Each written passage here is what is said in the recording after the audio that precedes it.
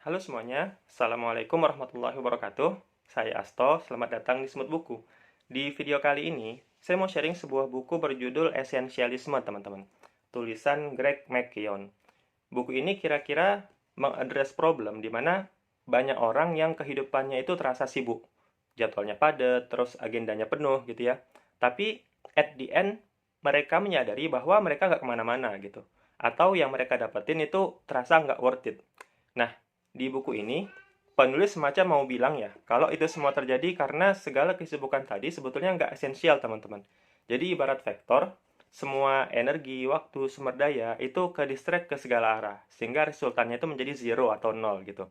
Nah, lantas, buku ini nawarin gagasan, bahwa kita itu sebetulnya cuma perlu fokus pada apa yang esensial aja, teman-teman. Dan yang esensial ini jumlahnya sedikit. Nah, sisanya yang banyak tadi itu sebetulnya nggak terlalu penting gitu, sehingga bisa kita abaikan aja, kira-kira gitu.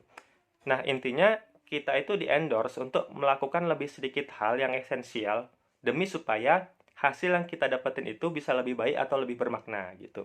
Nah, tapi implikasinya, boleh jadi kita perlu mengatakan tidak hampir terhadap segala hal yang kita temui, teman-teman.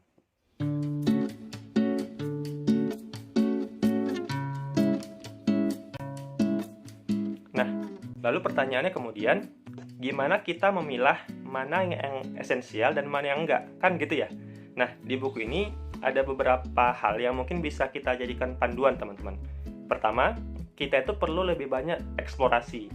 Baik itu eksplorasi keluar, yaitu terhadap pilihan-pilihan yang tersedia, maupun eksplorasi ke dalam diri kita sendiri.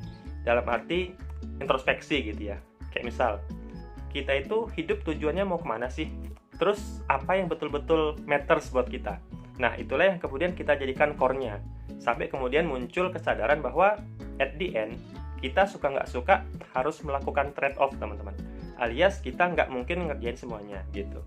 Nah, lalu next step-nya, dari sekian banyak opsi hasil eksplorasi tadi, baru kemudian kita filter satu persatu, gitu.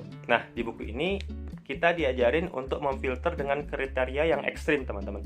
Dalam arti, nggak cukup sekedar baik, melainkan opsi yang mau kita pilih itu harus betul-betul excellent gitu, atau istimewa, atau yang terbaiknya gitu. Jadi istilahnya, kalau suatu opsi itu bagi kita belum big yes, atau belum bisa kita kasih nilai di atas katakanlah 90 atau 95 gitu ya, maka sebaiknya kita tolak aja gitu. Nah, nggak apa-apa kita jadi melewatkan banyak hal baik, karena target kita adalah dapat yang terbaik, kira-kira gitu.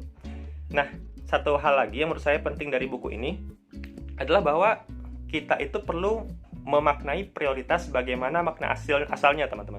Priority gitu. Yakni yang utama atau yang diutamakan. Nah, jadi namanya prioritas itu kan cuma satu ya, bukan dua, tiga, apalagi lebih gitu.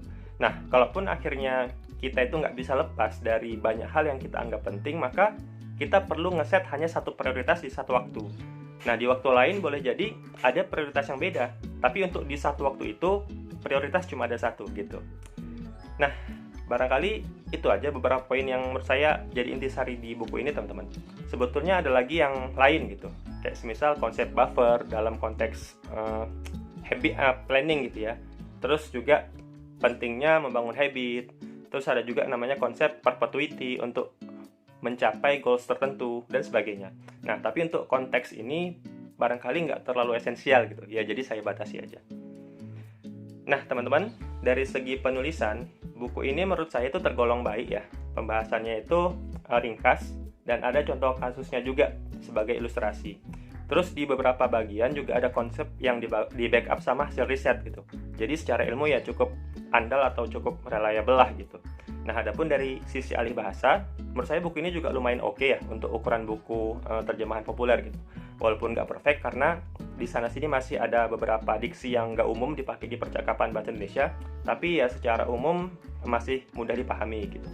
Nah, adapun catatan kritis saya terkait buku ini barangkali ada di sisi ruang lingkupnya ya, teman-teman. Jadi untuk sebuah buku yang membahas isu esensialisme, ada beberapa bagian di buku ini yang menurut saya justru nggak esensial gitu. Jadi agak ironis. Kayak misal bahasan soal habit gitu. Nah, itu mungkin penting ya, tapi untuk konteks bahasan yang lain gitu. Terus juga ada beberapa bagian yang bahasannya itu cenderung berulang, teman-teman.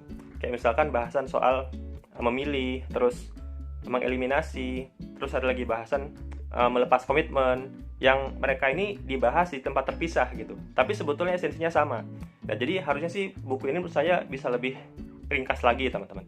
Nah, tapi berhubung topik yang diangkat dalam buku itu secara umum cukup relatable ya sama kehidupan banyak orang, itu menurut saya jadi nilai plus. Nah, akhir kata dari saya, skor buku ini kira-kira 7/10 lah teman-teman.